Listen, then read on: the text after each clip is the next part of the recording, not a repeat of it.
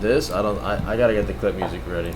Okay, yeah, let's get it going. The wing gambit. The wing gambit block, yes. Here we go, lift it. Here it comes. The wing gambit. We've had this already. We're lifting. Oh. Maybe I did it too soon. Did I do it too soon? No. I didn't do it too soon.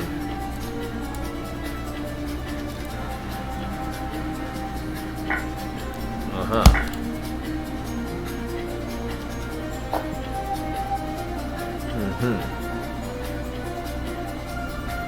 F5, huh? Is that all you got, F5? As if you think I'm gonna move that bishop? Sucker! Here we go! Here it comes! Queen F7, knight G6, and rook H3 is mate. If he takes...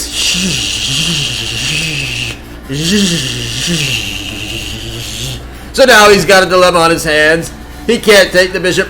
If he takes Queen D4, it's also mate in the face. Check. Check, check, check, check, check, check, check, check. And mate. And by the way, rook H3 is percolating. It's percolating. So I ask you, sucker, what are you going to do now? G6, knight G6, Queen D4, Bishop B2, or knight E7 in the face. Oh no, that's not going to save you. That is not going to save you. Oh. Oh. Ah.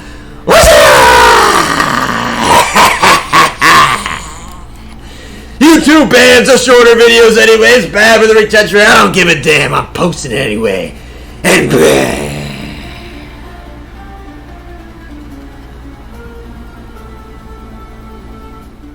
alright, let's start with this Scandinavian. I wanna start with this. We got this. Mitch Williams. Yeah, was he tall, right? Is he lefty? I'm not. No, I'm not. I mean, Randy Johnson was lefty, right? Or was he righty? Randy Johnson was like huge. Is Randy Johnson a photographer now, right? All right, so we had this Mitch Williams. Yeah, they're both. Yeah, that's what I thought. Yeah, into the body, right? Yeah, into the body. Yeah.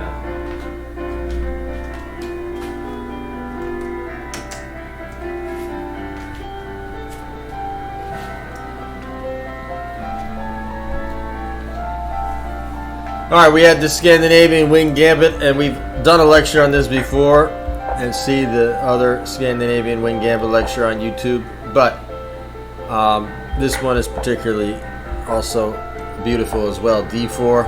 Once I see them playing E6, I'm pretty confident that now they lock this bishop in. The issue is they can't play bishop G4 because I'll take on B7, and if they play B5, they're wasting time, of course. So I'm way ahead in development. 4 versus 2, and now it's 5 versus 2. Quality of development is good. Quantity of development is good. 5 versus 2. He gets it out. I could play rook E1, but lately I've been just gravitating towards just let's go immediately for the rook lift. And this rook is lurking. It's hiding behind these 3 pieces, and that's when the clearance is going to happen. And it's going to clear out really fast, and that's why this rook is so devastating on B3. It's sort of a stealth rook on D3. Castles on B3. Now knight E5. I just like this move, knight E5, because obviously he can't play Queen D. He can't play Queen D4 because of Bishop H7. Now, if he plays knight BD7, would I play knight E4 or would I take on D7? I don't think knight D7 is a good move. Yeah, I could just play bishop F4, and this is very awkward for him. He still can't take, and I'm threatening all sorts of goodies. If he does this, do I not have knight G6? No, because I blocked my bishop. That's crazy, and I don't have 97. Wow. But I mean, I have all sorts of other stuff. So yeah. So yeah, TBA wanted to roast, but he couldn't even roast this game. So the other way you could play it is rook e1 first and wait. But I don't, you know, I don't really want to wait. I mean, then this is kind of a similar situation, but threatening to lift anyway. But I wanted to get it going. So he does rook d8, and now he's actually completely lost, which is not surprising. I mean, this rook is meant for the defense, and there's already 1, 2, 3, 4, 5, 6 pieces attacking this king. Yes, literally 6 pieces in the vicinity of the king, and knight e4 is winning completely. You can ask a question, sure. Knight e4. Now, if he plays queen takes d4, then knight f6, bishop h7, queen h5, and it's over. It's really that bad. Take. He can't take it. Because it's mate. I also saw this rook d3 is particularly devastating. So if he takes, it's mate. Yeah. Take. Here. Bishop h4. I gotta love this move g4. Pretty wild. You don't have. I mean, every move is winning, but you know this move g4 is just. And force mate. And if he takes this way, I take with the queen. There's no checks mate. So yeah. And if he plays king f8, then rook d3, and if he takes here, it's mate. So he'd have to play queen b6, and then I suppose bishop a3 is mate, or close to it. It's really bad. Yeah, bishop a3 check. And then if he plays king e8, bishop g8, wins the queen. I mean, is this winning? Bishop g8? Yeah, bishop g8. Bishop g8. The idea is this, right? Bishop f7. Again, his king is cut. He got castled and then we uncastled him. He got castled and then we uncastled him. So, knight e5. If he takes, bishop h7 is winning. So he plays this, knight e4. Now,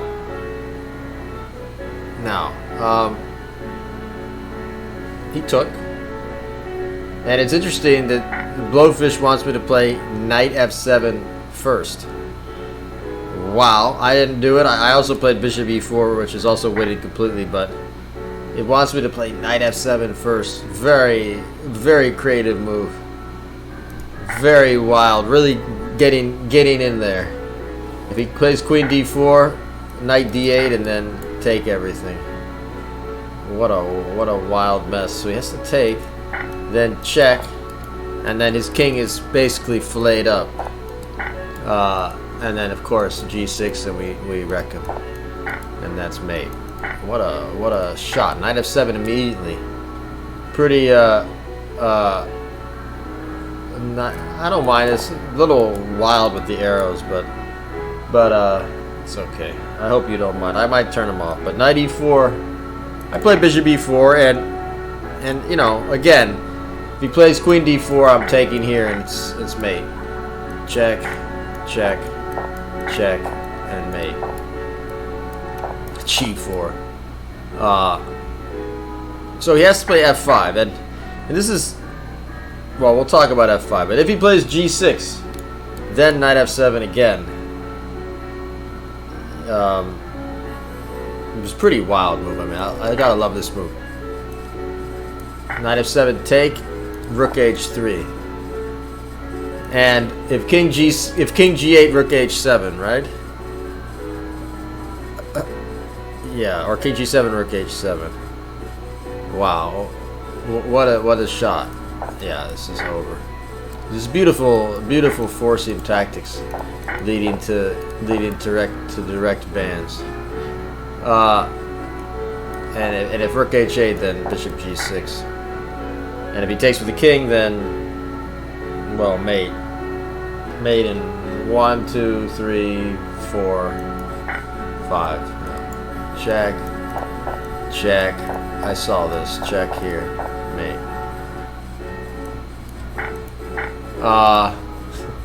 Okay. So he played f5, and this is where a lot of you in a blitz game, you know, where a lot of you in a blitz game are gonna make the mistake, and I admit it. I was thought I might have to play bishop f3 here. This is where you really, in the Gambit style, the Morphe style, you really need to stop and look for the more forcing, you know, best move.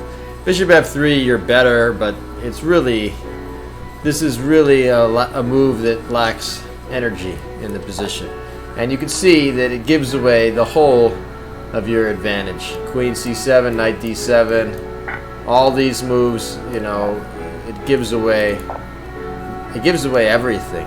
Actually, you allow black to get defended, you allow black to set up.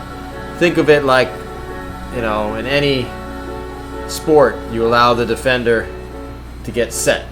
In basketball, on a fast break, the whole point of a fast break in hockey or basketball is to not allow the defense to get set up. That's why coaches might not call a timeout in a key moment. They want to just let their offense play, so they don't let the defense get set up. Or in boxing, you don't want your opponent to get set. You know, you want them off balance. So right now, black is off balance. His queen side is not near defended. His queen side is asleep. So you want to strike now. Now. Queen h5 is winning. Yeah, baseball, the same thing. If you get ahead in the count in baseball, now you have options. Now you can throw the curve, you can throw a fastball, you can throw a slider, you can throw a changeup, and the hitter's pretty screwed. Well, same thing in football. If you're up, you don't get passive and you don't just lie back and play defense when you're leading, because whenever they do that and you get passive, you let the team come back.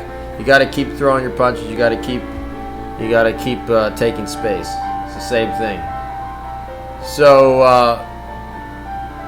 well, I mean, rook f8. There's no queen sack. I'm just going to play rook h3. There's nothing special about rook f8. It's just mate, and that's the end of him. h6, bishop h6, and just barbarian. This is barbarian checkmates. Just automatic, just sack in the face. Mate. Okay. So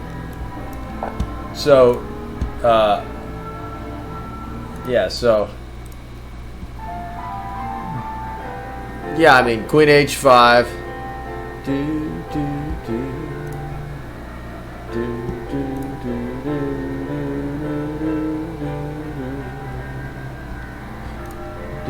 He can't get his defenders over. The knight cuts the king. It creates a mating zone, and he can't hold on. If he takes this, well, then it's mate. Yeah, this is not as forcing as this. I announced this in the game on the clip. Here, knight g6, and then mate. So this is always lurking, you know, check, check. No time to defend. And that's really it. He's done here. Again, queen takes is mate as well. Check, check, and mate. And, you know, I have the space, right? Scandinavian, you know, I have a student complaining about the Scandinavian, how they don't know how to play. And it's amazing, you know, all these ideas you show and they don't listen. I got a mock student, I hate to ruin the lecture. The student says they're so scared of the Scandinavian, they want to play the move queen f3. Oh my. Okay, I don't want to ruin the lecture, but the point is that we have the space, and with this space gives us flexibility to use the third rank, this extra line, this extra rank that black doesn't have. You see, black is tied up, so we have this freedom of movement, and that's one of the advantages of space. And black doesn't have that luxury. So that's part of why we're down a pawn, but we're winning. Because we have this great quality of pieces and room to maneuver. Just think of it that all our pieces add up to being worth, all this activity adds up to being worth far more than being down a pawn. Okay, so f5, and queen h5, and he did h6. Well, I mean, now obviously I could do this. I could win like this. I could win like this. But again, I want the most forcing, brutal mate. Check, put him in the corner. You know, if he does king h8, I'm going to play bishop h6, obviously. Bishop h6, and if he takes, it's mate. If he does this, I'm mating him right in the face like this. And mate, or like this. And then double checkmate. So, check here. And again, no hesitation, bishop h6. Again, this is also threatening mate immediately, threatening rook h3, but I like this, just right in there, take and queen mate. So, nice little lecture on the Scandinavian wing gambit, little review for all you mockers out there. Thanks for that, and let's move on.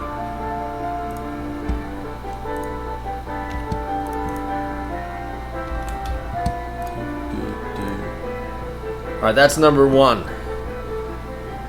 That one I might put on the YouTube, but I don't usually put lectures on YouTube. But since the wing gambit is already there, might as well, you know, not giving him too much and giving him, you know, kind of the same thing again. So why not?